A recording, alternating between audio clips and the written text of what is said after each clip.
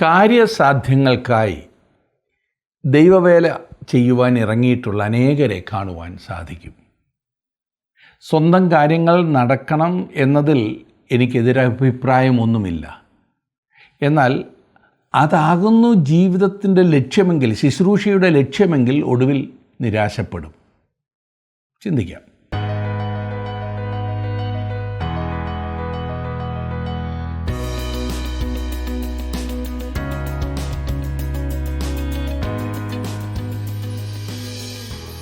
വിശുദ്ധ പൗലോസിൻ്റെ ജീവിതം എല്ലാ വിധത്തിലും ഒരു മാതൃകയായിരുന്നു എന്ന് സകലരും സമ്മതിക്കും.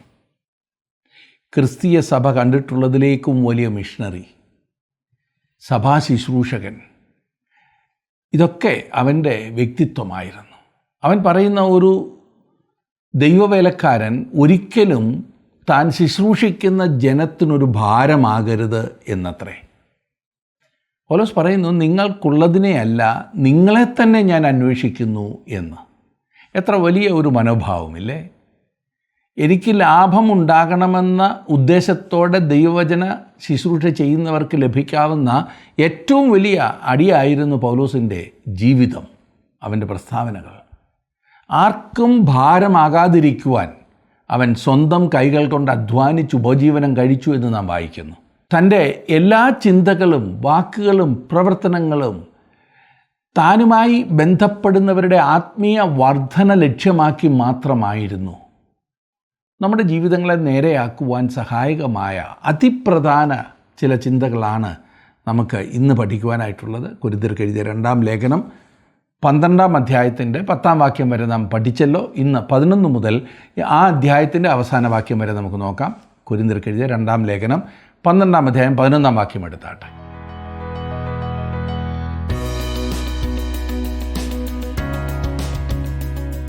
പക്വത വന്ന ഒരാൾ തൻ്റെ തെറ്റുകളെ തിരുത്തുന്ന അല്ലെങ്കിൽ അത് കാണിച്ചു കൊടുക്കുന്ന ആളെ അഭിനന്ദിക്കും. ആരും ശാസിക്കുകയോ തിരുത്തുവാൻ തുനിയാത്തതോ ആയ ഒരു ജീവിതമാണ് എല്ലാവരും ആഗ്രഹിക്കുന്നത്. അതെ, പിടിച്ചുകെട്ടില്ലാത്ത ഒരു ജീവിതം. എന്നാൽ അത് കൂടുതൽ ബുദ്ധിമുട്ടിലേക്ക് നയിക്കുന്നതാണ് എന്ന് നാം കണ്ടുകൊണ്ടിരിക്കുന്നു. പൗലോസ് അപ്പോസ്തലന് ഏറ്റവും അധികം തലവേദന ഉണ്ടാക്കിയ ഒരു സഭയായിരുന്നു കൊരിന്തിലുണ്ടായിരുന്ന സഭ.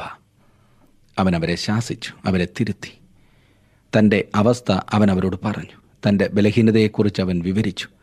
തൻ്റെ ശക്തി തൻ്റേതല്ല എന്നും ദൈവമാണ് തന്നെ ശക്തനാക്കുന്നതെന്നും പൗലോസ് അവരെ ഓർപ്പിച്ചു. 12-ാം അധ്യായത്തിൻ്റെ 10-ാം വാക്യം വരെ നാം കണ്ടു കഴിഞ്ഞല്ലോ. എത്ര മനോഹരമായ ഒരു ഭാഗമില്ലേ?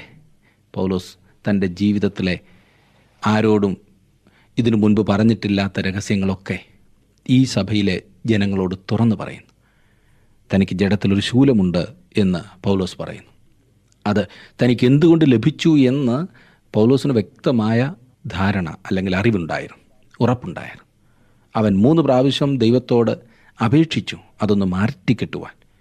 എന്നാൽ ദൈവം അതിന് കൊടുത്ത മറുപടി, അതെവിടെ ഇരിക്കട്ടെ, എൻ്റെ കൃപ നിനക്ക് മതി, എൻ്റെ ശക്തി നിൻ്റെ ബലഹീനതയിൽ തികഞ്ഞു വരുന്നതാകുന്നു. പൗലോസ് അതുകൊണ്ട് തന്നെ തൻ്റെ ബലഹീനതയിൽ പ്രശംസിക്കുന്നു എന്ന് പറയുന്നു. കാരണം ദൈവത്തിൻ്റെ ശക്തി കൂടുതലായി അനുഭവിക്കുവാൻ സാധിക്കുന്ന അവസരമായി തൻ്റെ ബലഹീനതകളെ അവൻ കണ്ടു. ബലഹീനതകൾ എന്നതുകൊണ്ട് ഇവിടെ ഉദ്ദേശിക്കുന്നത് തെറ്റ് ചെയ്യുന്നതിനെക്കുറിച്ചല്ല. ചില ആളുകൾ പറയുന്നത് കേട്ടിട്ടുണ്ട്, ഞാൻ എത്രയധികം പാപം ചെയ്യുമോ അത്രയധികം ദൈവം എന്നെ സ്നേഹിച്ച് എൻ്റെ പുറകെ വരും, അതുകൊണ്ട് ഞാൻ പാപം ചെയ്തുകൊണ്ടേയിരിക്കുമെന്ന്. അധികം നാൾ വരില്ല കേട്ടോ, വളരെ സൂക്ഷിക്കണം. ഇവിടെ പറയുന്നത് തൻ്റെ ശരീരത്തിലെ ബലഹീനത എന്നാണ്.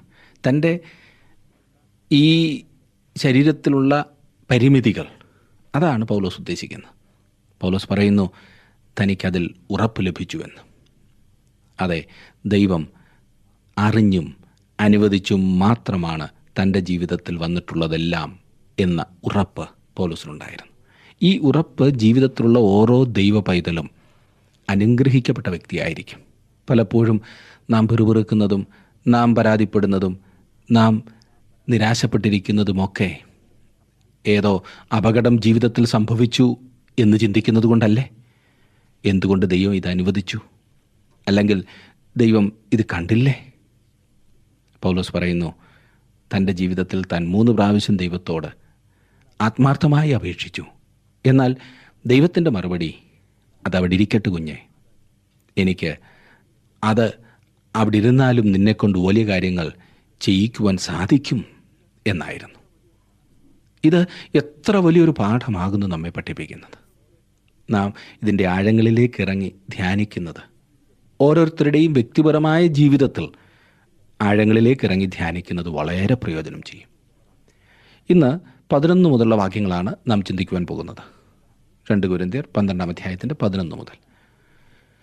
ഞാൻ മൂഢനായിപ്പോയി, നിങ്ങൾ എന്നെ നിർബന്ധിച്ചു, നിങ്ങൾ എന്നെ ശ്ലാഘിക്കേണ്ടതായിരുന്നു. ഞാൻ ഏതുമില്ല എങ്കിലും അതിശ്രേഷ്ഠതയുള്ള അപ്പോസ്തലന്മാരിൽ ഒട്ടും കുറഞ്ഞവനല്ല. മുമ്പ് ചെയ്തിരുന്നത് പോലെ അവൻ ഇവിടെ വീണ്ടും ആവർത്തിച്ച് സംസാരിക്കുന്നു. അപ്പോസ്തലന്മാരിൽ ചെറിയവൻ എന്ന് തന്നെക്കുറിച്ച് പറയുമ്പോൾ തന്നെ അപ്പോസ്തലന്മാരിൽ ഒട്ടും പിന്നിലല്ല എന്നും കൂടി അവൻ ഓർമ്മിപ്പിക്കുന്നു. മറ്റുള്ളവർ തന്നെ ശ്ലാഘിക്കേണ്ടതായിരുന്നു, അത് അവൻ ചെയ്തില്ല. 12 വാക്യം. അപ്പോസ്തലൻ്റെ ലക്ഷണങ്ങൾ പൂർണ്ണ സഹിഷ്ണുതയിലും അടയാളങ്ങളാലും അത്ഭുതങ്ങളാലും വീര്യപ്രവൃത്തികളാലും നിങ്ങളുടെ ഇടയിൽ വെളിപ്പെട്ടു വന്നുവല്ലോ. അപ്പോസ്തലന്മാരുടെ ദൂതിൻ്റെ വിശ്വാസ്യതയ്ക്ക് ഉപോത്ബലകമായി ചില വരങ്ങൾ അവർക്ക് നൽകപ്പെട്ടിരുന്നു. രോഗശാന്തി വരം അവർക്കുണ്ടായിരുന്നു. മരിച്ചവരെ ഉയർപ്പിക്കാനുള്ള ആ വരം അവർക്കുണ്ടായിരുന്നു. അന്യഭാഷകളിൽ സംസാരിക്കാനുള്ള വരം അവർക്കുണ്ടായിരുന്നു. ഇതൊക്കെ അവർക്ക് ദൈവം കൊടുത്തിരുന്നു. ഗലാത്യ പ്രദേശങ്ങളിൽ കുറഞ്ഞത് ഒരു 50 ഭാഷകൾ സംസാരിക്കുന്നുണ്ടായിരുന്നിരിക്കും. പൗലോസിന് ഈ ഭാഷകളിൽ സംസാരിക്കാൻ കഴിയുമായിരുന്നു. ഇവ പഠിച്ചതാണോ? അല്ല, ആത്മാവിൻ്റെ വരപ്രാപ്തിയായി ലഭിച്ചതായിരുന്നു. ദൈവവചനം ആ കാലഘട്ടത്തിൽ റോമാ സാമ്രാജ്യത്തിൻ്റെ മുക്കിനും മൂലയ്ക്കും എത്താൻ ഇതല്ലാതെ മാർഗമില്ലായിരുന്നു. ഒരു അപ്പോസ്തലനെ തിരിച്ചറിയാൻ ഇത് സഹായകരമായിരുന്നു. പൗലോസ് എന്തുകൊണ്ട് 3-ാം സ്വർഗത്തിൻ്റെ വിശദ വിവരങ്ങൾ നമുക്ക് നൽകിയില്ല എന്ന് പലപ്പോഴും ചിന്തിക്കാറുണ്ടല്ലേ. ഒരാൾ പറയുന്നത്, അത് തന്നിരുന്നുവെങ്കിൽ ഭൂമിയിൽ നിന്നും വലിയൊരു കൂട്ടം സ്വർഗത്തിലേക്ക് ഉടനെ പുറപ്പെടുമായിരുന്നു എന്നത്രേ. തന്നെയുമല്ല, സ്വർഗത്തിൻ്റെ മാധുര്യം നാം ആസ്വദിക്കുന്നതിനേക്കാൾ ആവശ്യം നശിച്ചുകൊണ്ടിരിക്കുന്ന ആത്മാക്കളുടെ ഉദ്ധാരണത്തിൽ ശ്രദ്ധിക്കുന്നതാണ്. സ്വർഗം അത്ഭുതകരമായൊരു സ്ഥലം തന്നെ. പക്ഷേ ദൈവവചനമാകുന്ന ബൈബിളിൽ വളരെ കുറച്ച് മാത്രമേ അതേക്കുറിച്ച് പ്രതിപാദിച്ചിട്ടുള്ളൂ എന്നത് ചിന്തിപ്പിക്കുന്നതായ കാര്യമാണ്. മനുഷ്യൻ്റെ ഭാഷയാൽ വിശദീകരിക്കുവാൻ സാധിക്കാത്ത ഒന്നായതിനാലായിരിക്കും അധികം വർണ്ണിച്ചിട്ടില്ലാത്തത്. നമ്മുടെ ഉത്തരവാദിത്വം എന്തെന്നാൽ സകല ജാതിയോടും സുവിശേഷം അറിയിച്ച് എല്ലാവരെയും ആ സ്വർഗരാജ്യത്തിൻ്റെ അവകാശികളാക്കുക എന്നുള്ളതാണ്. സ്വർഗത്തെക്കുറിച്ച് അധികമൊന്നും എനിക്കും താങ്കളോട് പറയുവാൻ സാധിക്കില്ല. എന്നിരുന്നാൽ തന്നെ സ്വർഗത്തിലുള്ള ആളിനെക്കുറിച്ച് പറയുവാൻ എനിക്ക് കഴിയും. നമുക്കവനെക്കുറിച്ച് സംസാരിക്കാം. അതേ കർത്താവായ യേശുക്രിസ്തുവിനെക്കുറിച്ച്.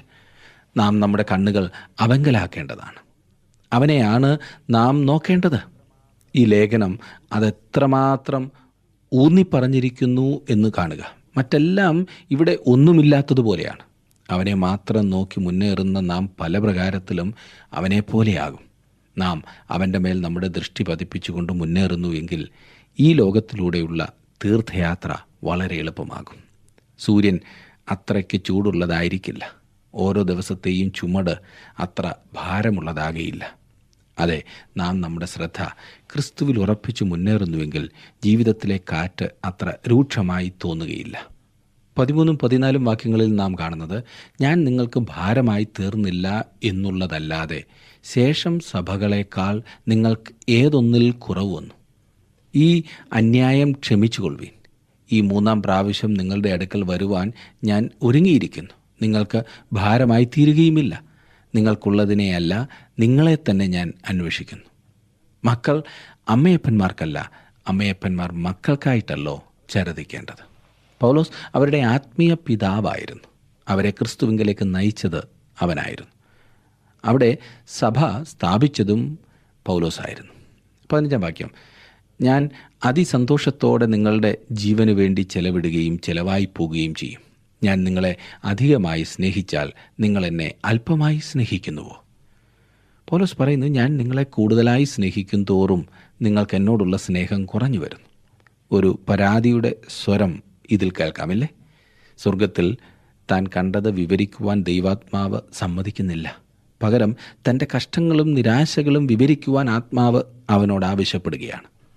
16-ാം വാക്യം. ഞാൻ നിങ്ങൾക്ക് ഭാരമായി തീർന്നില്ല എങ്കിലും ഉപായിയാകയാൽ കൗശലം കൊണ്ട് നിങ്ങളെ കൈവശമാക്കി എന്ന് നിങ്ങൾ പറയുമായിരിക്കും. പൗലോസ് പറയുന്നത് വീണ്ടും ശ്രദ്ധിക്കുക, ഞാൻ നിങ്ങൾക്ക് ഒരു വിധത്തിലും നിങ്ങൾക്കുള്ള കാര്യങ്ങളെ അല്ല, നിങ്ങളെ അത്രേ സ്നേഹിച്ചത്, നിങ്ങളെ ക്രിസ്തുവിന് വേണ്ടി നേടുവാൻ അത്രേ ഞാൻ ചിന്തിച്ചത്. അതല്ലേ ക്രിസ്തു തൻ്റെ അപ്പസ്തോലന്മാരോട് കൽപ്പിച്ചത്? ക്രിസ്തു പറഞ്ഞു, എന്നെ അനുഗമിപ്പീൻ, ഞാൻ നിങ്ങളെ മനുഷ്യരെ പിടിക്കുന്നവർ ആക്കുമെന്ന്. നിങ്ങൾ പിടിക്കുന്ന ഓരോ മത്സ്യത്തിൻ്റെ വായിലും ഓരോ സ്വർണ്ണ നാണയം കാണുമെന്ന് കർത്താവ് പറഞ്ഞില്ല. അവരെ മനുഷ്യരെ പിടിക്കുന്നവരാക്കി. അതാണ് പ്രധാനപ്പെട്ട സംഗതി. 17-18 വാക്യങ്ങൾ. ഞാൻ നിങ്ങളുടെ അടുക്കൽ അയച്ചവരിൽ വല്ലവനെ കൊണ്ടും നിങ്ങളോട് വല്ലതും വഞ്ചിച്ചെടുത്തുവോ? ഞാൻ തീത്തോസിനെ പ്രബോധിപ്പിച്ച് ആ സഹോദരനെയും കൂടെ അയച്ചിരുന്നു. തീത്തോസ് നിങ്ങളോട് വല്ലതും വഞ്ചിച്ചെടുത്തുവോ? ഞങ്ങൾ നടന്നത് അതേ ആത്മാവിലല്ലയോ? അതേ കാൽച്ചുവടുകളിൽ അല്ലയോ? പൗലോസ് ചതിവും വഞ്ചനയും ഒന്നും പ്രയോഗിച്ചിട്ടില്ല എന്ന് വീണ്ടും ഉറപ്പായി പറയുന്നു. നേരെയുള്ള മാർഗം മാത്രം സ്വീകരിച്ചിരുന്നു. സുവിശേഷം വളരെ ലളിതമായി തന്നെ പ്രസംഗിച്ചു. കൊരിന്ത്യരിൽ നിന്നും എന്തെങ്കിലും നേടുന്നതിന് മറ്റുള്ളവരെയും താൻ ഉപയോഗിച്ചില്ല. താങ്കളുടെ വിലപ്പെട്ട നിർദ്ദേശങ്ങളും അഭിപ്രായങ്ങളും പ്രാർത്ഥനാ വിഷയങ്ങളും ഇന്ന് തന്നെ ഞങ്ങളെ വിളിച്ചറിയിക്കുക. വിളിക്കേണ്ട നമ്പർ 8281384455.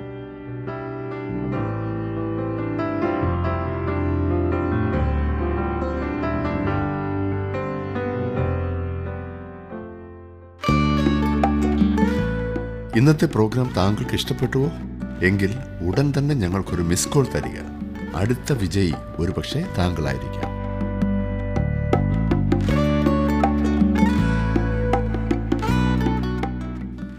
19-20 വാക്യങ്ങൾ. ഇത്ര നേരം ഞങ്ങൾ നിങ്ങളോട് പ്രതിവാദിക്കുന്നു എന്ന് നിങ്ങൾക്ക് തോന്നുന്നുവോ? ദൈവത്തിന് മുൻപാകെ ക്രിസ്തുവിലാകുന്നു ഞങ്ങൾ സംസാരിക്കുന്നത്. പ്രിയമുള്ളവരെ, സകലവും നിങ്ങളുടെ ആത്മീയ വർധനയ്ക്കായിട്ടത്രേ. ഞാൻ വരുമ്പോൾ ഞാൻ ഇച്ഛിക്കാത്ത വിധത്തിൽ നിങ്ങളെ കാണുകയും നിങ്ങൾ ഇച്ഛിക്കാത്ത വിധത്തിൽ എന്നെ കാണുകയും ചെയ്യുമോ എന്നും പിണക്കം, ഈർഷ്യ, ക്രോധം, ശാഠ്യം, ഏഷണി, കുശുകുശുപ്പ്, നിഗളം, കലഹം എന്നിവ ഉണ്ടാകുമോ എന്നും. ആ സഭ സന്ദർശിക്കുമ്പോൾ താൻ അവിടെ പ്രതീക്ഷിക്കുന്ന കാര്യങ്ങൾ ആണിവയെല്ലാം. പൗലോസിൽ നിന്നും അവർ വളരെ പ്രതീക്ഷിച്ചു. അവരിൽ നിന്നും പൗലോസും വളരെ പ്രതീക്ഷിച്ചു. എന്നാൽ അവൻ എന്ത് കാണും? കലഹവും വാഗ്വാദവും, ഇല്ലേ? കഴിഞ്ഞ അനേകം വർഷങ്ങളായി ശുശ്രൂഷയിലായിരിക്കുവാൻ ദൈവം എനിക്ക് ഭാഗ്യം നൽകി. ഇത്രയും വർഷങ്ങൾ കഴിഞ്ഞതിനാലായിരിക്കും ഒരു വിഷയത്തെക്കുറിച്ചും തർക്കിക്കുവാൻ എനിക്ക് തോന്നാറേയില്ല. അതിനകത്തൊരർത്ഥവും ഇല്ല എന്നാണ് ഞാൻ മനസ്സിലാക്കിയിരിക്കുന്നത്. മിക്കവാറും എനിക്ക് വളരെ നീണ്ട കത്തുകൾ ലഭിക്കാറുണ്ട്. അതിലെ വിഷയം ഞാൻ പഠിപ്പിച്ച ഏതെങ്കിലും ഒരു ഉപദേശത്തെക്കുറിച്ചുള്ള തർക്കമായിരിക്കും. ഒരു വിഷയം അറിയാനുള്ള താല്പര്യത്തോടെ എഴുതുന്ന കത്തുകൾ വായിക്കുവാൻ തുടങ്ങുമ്പോൾ തന്നെ മനസ്സിലാകും തർക്കിക്കുവാനുള്ള ഭാവമാണെങ്കിൽ സുഹൃത്തെ, ഞാൻ ആ കത്ത് വായിക്കുക പോലുമില്ല. പിന്നെ ചില പ്രിയപ്പെട്ടവർ തങ്ങളുടെ മേൽവിലാസം വയ്ക്കാതെ എന്നെ ശരിയാക്കുവാൻ കത്തെഴുതും. അത് അങ്ങനെയുള്ളവരുടെ പ്രോത്സാഹനത്തിനായി പറയട്ടെ, ഞങ്ങൾ ആ കത്തുകൾ വായിക്കുക പോലുമില്ല. ഇത്ര സ്നേഹമുള്ളവർക്ക് എന്തുകൊണ്ട് തങ്ങൾ ആരാണെന്ന് പറഞ്ഞുകൂടാ? ആദ്യം ഞാൻ വിലാസം ശ്രദ്ധിക്കും. പിന്നെ ദൈവവചനം പഠിക്കുവാനുള്ള താല്പര്യത്തോടും തങ്ങളുടെ ഭാരങ്ങൾ പങ്കിടുവാനുള്ള ആഗ്രഹത്തോടും എഴുതുന്ന ആയിരക്കണക്കിന് പ്രിയപ്പെട്ടവരുണ്ട്. ആ കത്തുകൾ എനിക്ക് ഏറ്റവും പ്രിയപ്പെട്ടതാണ്. തർക്കിക്കുവാൻ ഞാനില്ല, അതുകൊണ്ട് വിശേഷവുമില്ല. ഞാൻ വിശ്വസിക്കുന്നത് ശരിയാണ്, അത് മാത്രം ശരി എന്ന് ചിന്തിക്കുന്ന ഒരാളെ എങ്ങനെ പറഞ്ഞു മനസ്സിലാക്കും? അഥവാ ഞാൻ തെറ്റാകുന്നു എന്ന് താങ്കൾക്ക് തോന്നുന്ന പക്ഷം നിങ്ങളുടെ ചിന്താഗതിയുമായി നിങ്ങൾ മുൻപോട്ട് പോകുക. എനിക്ക് വേണ്ടിയും പ്രാർത്ഥിക്കുക. ഞാൻ തെറ്റാകുന്നു പഠിപ്പിക്കുന്നതെങ്കിൽ ദൈവത്തിൻ്റെ പരിശുദ്ധാത്മാവ് എന്നെ സത്യത്തിലേക്ക് നടത്തട്ടെ, ഇല്ലേ? ഞാൻ വീണ്ടും ഓർപ്പിക്കട്ടെ, ആരുടെയും സമ്മർദ്ദം കൊണ്ട് പഠിപ്പിക്കേണ്ട ഗതികേട് ഇന്ന് വരെ എനിക്കുണ്ടായിട്ടില്ല. ദൈവവചനം പഠിച്ച് ഞാൻ വാസ്തവമായി വിശ്വസിക്കുന്ന കാര്യങ്ങൾ മാത്രം പഠിപ്പിക്കുവാൻ ഞാൻ ആഗ്രഹിക്കുന്നു. ഇപ്പോൾ ആരെങ്കിലുമൊക്കെ പറഞ്ഞെന്ന് വരും, എന്നെപ്പോലെ ഇടുങ്ങിയ ചിന്താഗതിക്കാരനും മർക്കടമുഷ്ടിക്കാരനും വേറെ ഇല്ല എന്ന്. അതൊരു നല്ല സർട്ടിഫിക്കറ്റാണല്ലോ. എന്നാൽ തർക്കിക്കുന്നതിനാൽ എന്തെങ്കിലും വിശേഷമുണ്ടോ എന്ന് ഞാൻ വിശ്വസിക്കുന്നില്ല. അതുകൊണ്ടാണ് ഇത്രയും പറഞ്ഞത്. രക്തസമ്മർദ്ദം കൂടും, അത്രമാത്രം. തർക്കിക്കുവാൻ വരുന്നവരോട് ഞാൻ സാധാരണ ലളിതമായ സുവിശേഷം പറഞ്ഞ് സന്തോഷത്തോടെ അവിടെ നിന്ന് പോവുക മാത്രമേ ചെയ്യൂ. ഞങ്ങളുടെ ജോലി ദൈവവചനം പഠിപ്പിക്കുക എന്നത് മാത്രമാണ്. അതിനപ്പുറം ചെയ്യുവാൻ സമയമില്ല. ഇന്നത്തെ സഭകളിൽ പൗലോസ് ഇവിടെ സൂചിപ്പിച്ചിരിക്കുന്ന കാര്യങ്ങൾ നിറഞ്ഞിരിക്കുകയാണ്. തർക്കം, ഈർഷ്യ, ക്രോധം, ശാഠ്യം, കുതിയാൽവെട്ട്, കുശുകുശുപ്പ്. കേട്ടിട്ടില്ലേ? അറിഞ്ഞോ? അതെ, നമ്മുടെ ഇന്നാരുടെ വീട്ടിലെ കാര്യം അറിഞ്ഞില്ലേ? ഇല്ല, ഞാൻ കേട്ടില്ലല്ലോ. എന്നാൽ അതാണ് കേൾക്കേണ്ടത്. എന്നിട്ടവർ വളരെ നിലവാരം താണ എന്തെങ്കിലും പറഞ്ഞു പിടിപ്പിക്കും. കുശുകുശുപ്പ്. ആരോ പറഞ്ഞു, ചില ആളുകൾ എന്തെങ്കിലും വിശ്വസിക്കണമെങ്കിൽ അവരോടത് രഹസ്യമാണെന്ന് പറഞ്ഞാൽ മതി എന്ന്. രഹസ്യമാണെന്ന് പറഞ്ഞാൽ മതി, അവർ എന്തും വിശ്വസിക്കും. വേറൊരു കാര്യം പറഞ്ഞു, നിഗളം. ഉള്ളതിനേക്കാൾ കൂടുതൽ ഭാവിക്കുക. തവള വീർത്തിരിക്കുന്ന കണ്ടിട്ടില്ലേ? അതുപോലെ വീർത്തിരിക്കുന്ന ആ നിഗളം.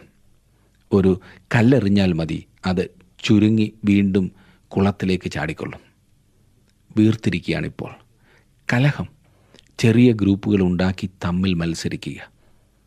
ഞങ്ങൾ ഇന്ന് ഉപദേശത്തിന് വേണ്ടിയാകുന്നു മാറി നിൽക്കുന്നത് എന്ന് പറയുമ്പോൾ തന്നെ അതിൻ്റെ പിൻപിലുള്ള ആ ഉദ്ദേശം വളരെ മോശമാണ്.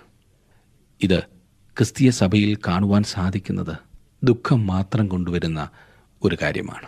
21 വാക്യം, ഞാൻ വീണ്ടും വരുമ്പോൾ എൻ്റെ ദൈവം എന്നെ നിങ്ങളുടെ ഇടയിൽ താഴ്ത്തുവാനും പാപം ചെയ്തിട്ട് തങ്ങൾ പ്രവർത്തിച്ച അശുദ്ധി, ദുർനടപ്പ്, ദുഷ്കാമം എന്നിവയെക്കുറിച്ച് മാനസാന്തരപ്പെടാത്ത പലരെയും ചൊല്ലി ഖേദിപ്പാനും സംഗതി വരുമോ എന്നും ഞാൻ ഭയപ്പെടുന്നു. കൊരിന്ത് ഒരു അശുദ്ധ പട്ടണമായിരുന്നു. റോമ സാമ്രാജ്യത്തിലെ പാപത്തിൻ്റെ ഒരു സ്ഥിരാകേന്ദ്രം എന്നതിനെ വിശേഷിപ്പിക്കാം. പാപോല്ലാസത്തിന് ആളുകൾ തടിച്ചുകൂടുന്ന സ്ഥലമായിരുന്നത്. പാപം വസിക്കുന്നിടത്ത് കൃപയും പെരുകുന്നു എന്നുള്ളത് സത്യമാണ്. കൊരിന്ത് വിശ്വാസികളും തന്മൂലം പാപത്തെ ലാഘവ ബുദ്ധിയോടെ വീക്ഷിച്ചിരുന്നു എന്ന് കാണുവാനായിട്ട് സാധിക്കും. അതെ, ഈ ലേഖനത്തിൽ കൂടെ നാം നോക്കുമ്പോൾ കൊരിന്ത് സഭ ഒരു നല്ല സഭ അല്ലായിരുന്നു എന്ന് തോന്നുന്നുവോ? അതെ, അപ്രകാരം തന്നെയായിരുന്നു. ഒരു നല്ല സഭയായിരുന്നില്ല. ഇന്നത്തെ പല സഭകളും ഇതേ രീതിയിലല്ലയോ നീങ്ങിക്കൊണ്ടിരിക്കുന്നത്? ഞാൻ വളരെ സ്നേഹത്തോടും ഹൃദയഭാരത്തോടും ഓർപ്പിക്കട്ടെ സുഹൃത്തെ, താങ്കളുടെ സഭ വാസ്തവത്തിൽ എന്തിനു വേണ്ടിയാകുന്നു നിലകൊള്ളുന്നത്? കർത്താവ് തൻ്റെ സഭയെ ഇന്ന് ലോകത്തിൽ നിന്നും മാറ്റുന്നു എന്ന് കരുതുക. അപ്പോൾ ഭൂമിയിലുള്ള സഭയ്ക്ക് എന്ത് സംഭവിക്കും? ഭൂമിയിൽ നമുക്ക് അറിയാവുന്നതുപോലുള്ള ആ മഹാകഷ്ടം ആരംഭിക്കുകയായി. സഭയുടെ ആ അസാന്നിധ്യവും മഹാകഷ്ടത്തിന് അതിൻ്റെ ആക്കം കൂട്ടും. സഭ ഇന്ന് ലോകത്തിൻ്റെ ഉപ്പാണ്. ഇന്ന് സഭ ലോകത്തിൻ്റെ വെളിച്ചമാകുന്നു. പരിശുദ്ധാത്മാവും സഭയിലാണല്ലോ വസിക്കുന്നത്. അത് മാറ്റപ്പെട്ട് കഴിഞ്ഞാൽ ഉണ്ടാകാവുന്ന ഭവിഷ്യത്തിനെക്കുറിച്ച് ചിന്തിക്കുവാൻ തന്നെ പ്രയാസമാണ്. ലോകം നന്നായിക്കൊണ്ടിരിക്കുന്നു എന്നാണോ താങ്കൾ ചിന്തിക്കുന്നത്? മോശമായിക്കൊണ്ടിരിക്കുന്നുവോ? ചിലരുടെ അഭിപ്രായം 1900 വർഷങ്ങൾക്ക് മുമ്പ് ഉണ്ടായിരുന്നതിനേക്കാൾ ലോകം വളരെ അധപ്പതിച്ചു എന്നാണ്. എന്നാൽ അത് അത്ര ശരിയല്ല എന്ന് ഞാൻ പറയട്ടെ.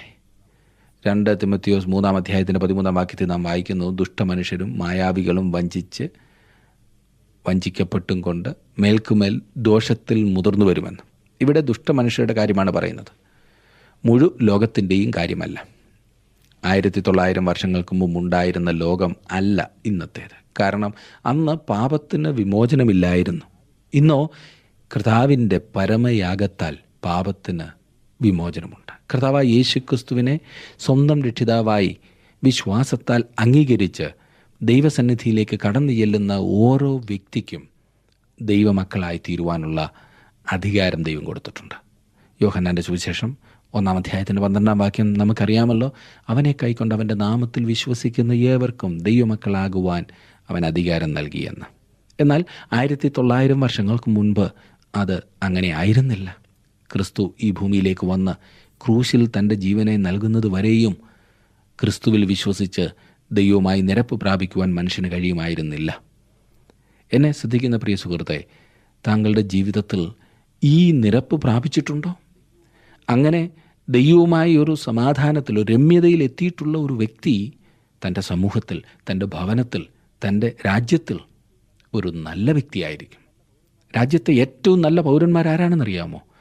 ദൈവവുമായുള്ള ബന്ധത്തിൽ എത്തിച്ചേർന്നിട്ടുള്ളവർ. അവർ നിയമങ്ങൾ ലംഘിക്കില്ല. അവരായിരിക്കും യഥാർത്ഥ രാജ്യസ്നേഹികൾ. ഇന്ന് രാജ്യസ്നേഹികൾ എന്ന് പറഞ്ഞ് ഏറ്റവും അധികം ശബ്ദമുയർത്തുന്നവർ രാജ്യത്തിൻ്റെ എല്ലാ നിയമങ്ങളും ലംഘിച്ച് സമൂഹത്തിന് ഭാരമായിട്ടിരിക്കുകയല്ലേ? ഇന്ന് സഭകളിലും ഇങ്ങനെയുള്ളവരെ കാണുവാൻ സാധിക്കുമെന്നതുകൊണ്ട് തമ്മിൽ വേർതിരിച്ചറിയുവാൻ ലോകത്തിന് സാധിക്കുന്നില്ല. ഇന്നത്തെ സഭകളുടെ ലക്ഷ്യം ഇവിടെ വലിയ പൂന്തോട്ടം നട്ടുപിടിപ്പിക്കുകയല്ല. അതെ, നാം മരുപ്രയാണത്തിലാണ്. ഇവിടെ വലിയ ഷോപ്പിംഗ് കോംപ്ലക്സ് ഉണ്ടാക്കുകയല്ല. ഇവിടെ നമുക്കുള്ളത് താൽക്കാലിക വാസസ്ഥലമാണ്. നമുക്ക് ഒരു ദൗത്യമുണ്ട്, സാക്ഷ്യമുണ്ട്. ഇത് നാം മറക്കരുത്. സഭ ദൈവത്തിന് വിശുദ്ധമായിരിക്കണം, ദൈവത്തിന് വേണ്ടി ജീവിക്കുന്നതായിരിക്കണം. താങ്കൾ ഉൾപ്പെട്ട് നിൽക്കുന്ന സഭ അപ്രകാരം അല്ല എങ്കിൽ അവിടം വിട്ട് ഓടുവാൻ ഞാൻ പറയില്ല. നിങ്ങൾ അവിടെ ദൈവത്തിന് വേണ്ടി ഒരു നല്ല സാക്ഷിയായിരിക്കൂ. എന്നിട്ട് പ്രാർത്ഥിക്കൂ. നിങ്ങളാൽ കഴിവുള്ളിടത്തോളം മറ്റുള്ളവരോട് സത്യമെന്തെന്ന്, ദൈവവചനമെന്തെന്ന് പറഞ്ഞ് മനസ്സിലാക്കി കൊടുക്കൂ. സഭ ദൈവത്തിന് വിശുദ്ധമായിരിക്കണം. കൊരിന്ത് സഭ ആയിരുന്നതുപോലെ നാമും പ്രതികൂല സാഹചര്യങ്ങളിലാണ്. അന്ധകാരപൂർണമായ പരിസരം. നമ്മുടെ വിളക്ക് ഇവിടെ പ്രകാശിക്കട്ടെ. നമുക്ക് ചുറ്റുമുള്ള ലോകം പ്രകാശിതമാകട്ടെ. നാം പലപ്പോഴും ഇത് ചെയ്യാത്തത് കൊണ്ടല്ലേ മറ്റുള്ളവർ ഇന്നും അന്ധകാരത്തിൽ കഴിഞ്ഞുകൂടുന്നത്? നമുക്ക് ലഭിച്ചിരിക്കുന്ന വെളിച്ചം അത് അടച്ചു വച്ചിരിക്കുകയാണ്, ഇല്ലേ? കട്ടിൽ കീഴെ വെച്ചിരിക്കുകയാണ്. നാം അത് എന്തുകൊണ്ടോ മൂടി വച്ചിരിക്കുന്നു.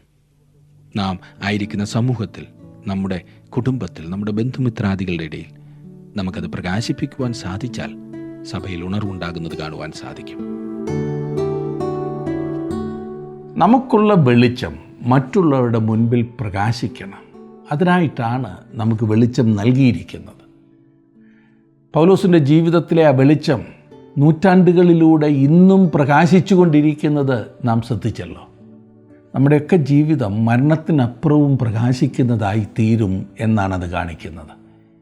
എന്നെ ശ്രദ്ധിക്കുന്ന നിങ്ങളുടെ ജീവിതത്തിൽ ആ വെളിച്ചം പ്രകാശിക്കുവാൻ തക്കവണ്ണം ദൈവകരങ്ങളിലേക്ക് സമർപ്പിച്ചിട്ടുണ്ടോ? ദൈവം നിങ്ങളെ അനുഗ്രഹിക്കട്ടെ, സമൃദ്ധിയായിട്ട് അനുഗ്രഹിക്കട്ടെ. അടുത്ത ക്ലാസ്സിൽ നാം വീണ്ടും കാണും. അതുവരെ ദൈവകൃപയിൽ നിലനിൽപ്പാൻ ദൈവം നിങ്ങളെ സഹായിക്കട്ടെ.